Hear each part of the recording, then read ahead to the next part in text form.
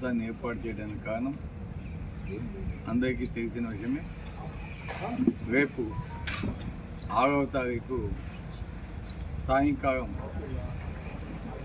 3 గంటలకి మేమంతా సిద్ధం సభ కావలి పట్టణంలో బైపాస్ రోడ్లో వెంగయ్య గారి పాలెం వద్ద ఈ సభ జరుగుతుంది.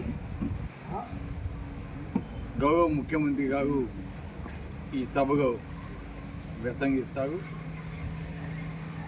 కాబట్టి ప్రతి ఒక్కరు కూడా నియోజకవర్గంలో ఉన్న ప్రతి ఒక్కరు కూడా ఈరోజు జగనన్న ఇచ్చిన పథకాలు అందుకున్న వారు కావచ్చు, వైఎస్ఆర్ కాంగ్రెస్ పార్టీ అభిమానులు కావచ్చు, వైఎస్ఆర్ అభిమానులు కావచ్చు, జగనన్న అభిమానులు కావచ్చు, అదేవిధంగా మా నాయకులు, కార్యకర్తలు ప్రతి ఒక్కరు కూడా ఈ కార్యక్రమానికి విచ్చేసి విజయవంతం చేయాలని కోరేదానికి ఈరోజు ఈ కార్యక్రమాన్ని ఏర్పాటు చేయడం జరిగిందని కూడా మీ అందరికీ తెలియజేస్తున్నాం.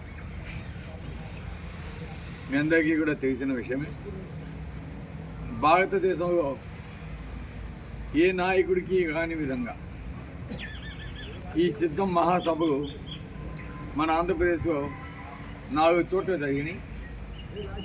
4 చోట్ల జరిగిన వాటిలో ప్రతి ఒక్కటి ఒకదానికి మించి ఒకటి జరుగుతూ అద్దంకిలో దాదాపు 15 లక్షల మంది ఆ సభకు రావటం నిజంగా భారతదేశానికి ఒక ఆశ్చర్యకరమైన విషయం అయింది. ఈ విధంగా జగన్మోహన్ రెడ్డి గారికి ప్రజలు రావటం చూసి అందరూ కూడా జగనన్నకి ఇంత క్రేజ్ ఎందుకు అని అనుకునే విధంగా ఈరోజు మనం చూస్తూ ఉన్నాం. ఎందుకంటే మేము ఇతర రాష్ట్రాల్లో ఉన్నప్పుడు కూడా అక్కడ ఉన్న